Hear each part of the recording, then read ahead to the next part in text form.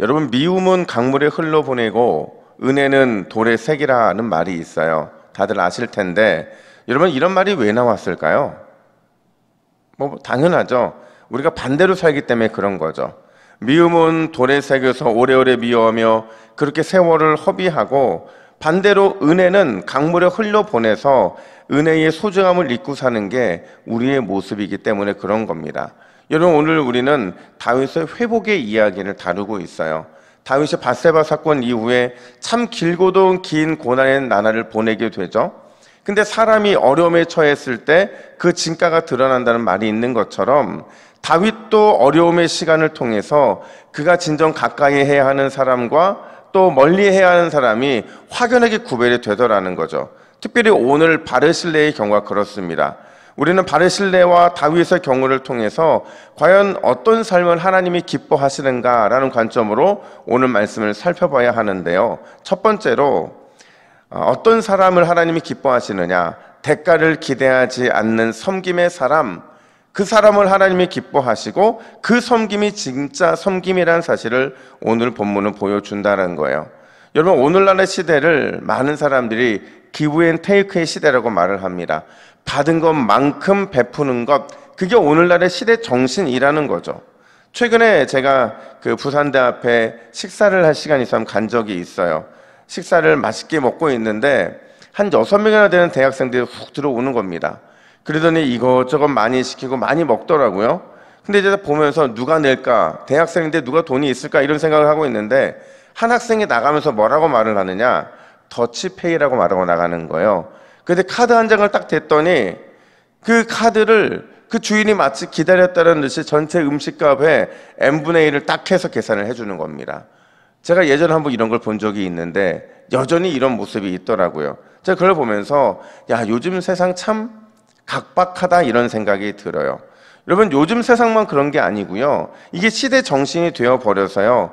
영적인 공동체인 교회 안에서도 기브 앤 테이크가 당연한 것처럼 여겨지고 있고, 더치페이 문화가 우리 안에도 있는 게 사실이에요. 아니, 어쩌면 세상보다 교회가 더 시대 정신을 따르고 있을 수 있겠다는 생각도 들어요. 그래서 생각해 보세요.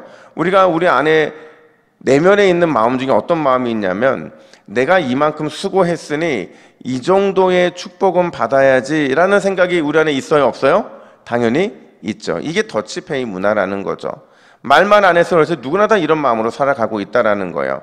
그래서 이제 오늘 본문의 바르실레는요, 참 대단하다는 생각이 듭니다. 여러분, 다윗이 예루살렘으로 돌아간다는 소식을 듣고 한 사람이 다윗에게로 찾아오게 되는데, 그가 바로 바르실레였어요. 그에 대해서 본문이 뭐라고 말을 하느냐, 우리 32절 말씀을 같이 한번 읽어볼까요? 시작. 바르실레는 매우 늙어 나이가 80세라. 그는 큰 부자이므로 왕이 마하나임에 머물 때에 그가 왕을 공개하였더라. 아멘. 여러분, 이게 얼마나 대단한 표현이냐면요, 그가 늙었다라는 것은요, 그 지역에 굉장히 망명 있는 어른이었다는 것을 의미하는 겁니다. 또 그가 큰 부자였다는 것은 물질만 큰 부자, 재물이 많은 걸 넘어서서 상당한 영향력을 가진 사람이라는 거예요. 그랬던 그가요, 다윗을 공개했대요. 그냥 다윗이 아니라 모든 권력을 잃고 도망쳐온 다윗을 공개했다라는 것은요, 그가 자신의 생명을 담보로 한 너무나도 큰 호의와 섬김을 베풀었다라는 것을 보여주고 있는 거예요. 여러분, 생각해 보면요, 다윗과 바르실레는 특별한 인연이 없어요. 친인척 관계도 아니고요. 그렇다고 어떤 신세를 졌던 보은 관계에 있는 사람도 아니더라는 거죠. 그런데 왜 바르실레는 다윗을 목숨 걸고 도왔느냐? 그 이유가 오늘 본문 39절부터 43절에 있는데, 바로 이 39절부터 43절과 비교해 보면 알 수 있다는 거죠. 다윗이 요단을 결국 건넙니다. 유다 지파와 남은 지파들이 다윗이 건너자마자 싸움을 하는데 어떤 싸움을 했겠어요? 파벌 싸움을 하는 거죠. 주도권 싸움을 하고 있는 거예요. 유다 지파는 혈연 관계를 내세우고 나머지 모든 지파들은 자신들의 규모를 내세워서 이기적인 자기 이익을 위해 싸움을 하더라는 거죠. 이런 상황에서 바르실레가 아무런 연고도 없는, 아무런 인연도 없는 다윗을 목숨 걸고 도왔다는 것은요, 진짜 진정한 섬김이 무엇인지를 보여주고 있다는 거예요. 여러분, 진정한 섬김이 뭡니까? 진정한 섬김은 대가를 바라지 않는 섬김인 줄로 믿습니다. 계산하지 않는 섬김이 하나님이 받으실 만한 그런 진정한 섬김이라는 거예요. 여러분, 우리 믿음의 모든 사람들은 반드시 진정한 섬김의 사람이 돼야 되는 줄로 믿습니다. 남이 받을 수 있는, 그리고 받아서 다시 받을 수 있는 이런 기브앤테이크의 사랑과 섬김은요, 하나님이 받을 만한 것이 되지 못한다는 거예요. 여러분, 오늘 주일도, 그리고 이번 명절도 그 섬김으로 진정한 하나님 나라 백성의 삶을 살아가시는 저와 여러분들 되시기를 예수님의 이름으로 축복합니다. 뿐만 아니라 두 번째로, 오늘 본문은요, 은혜를 입었다면 끝까지 은혜를 잊지 말아야 한다라고 말을 해요.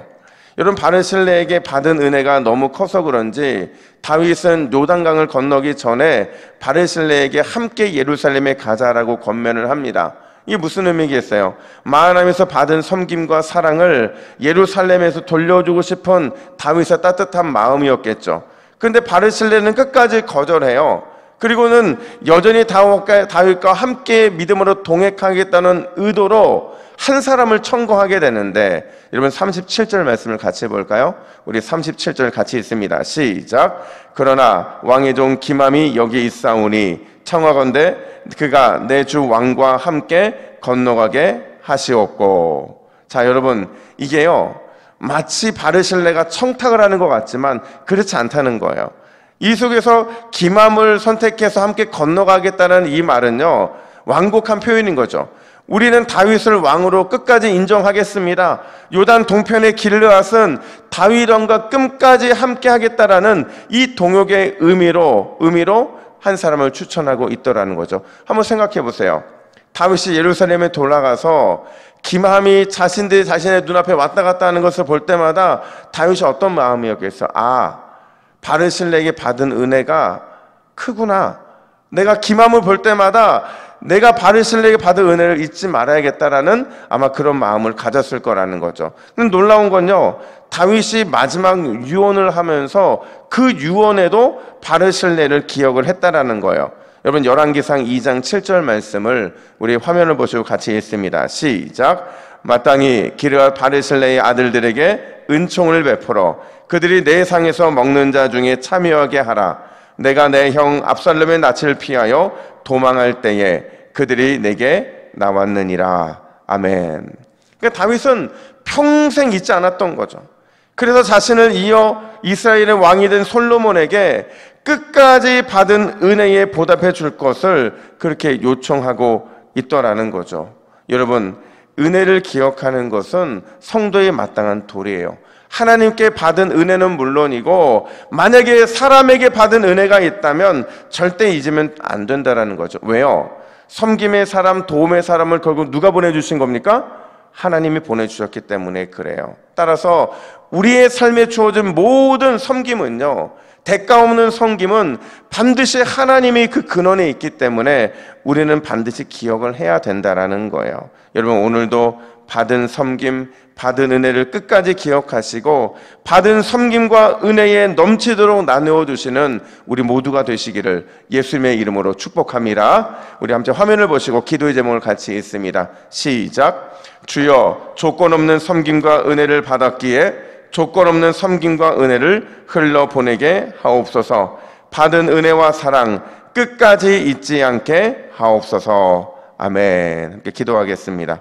하나님 아버지, 오늘도 주님 앞에 조건 없는 섬김과 은혜를 받았사오니 그 은혜와 사랑, 섬김을 기억하게 하여 주시고 끝까지 받은 조건 없는 섬김과 은혜를 흘러보낼 수 있는 우리 모두가 될 수 있도록 인도하여 주시옵소서. 하나님, 주님께 받은 것 늘 기억하기를 원합니다. 그것이 은혜의 발판이 되어서 오늘도 기도하는 우리의 기도에 힘이 될 수 있도록 주께서 능력으로 붙잡아 주시옵소서. 감사드리며 예수님의 이름으로 기도하옵나이다. 아멘.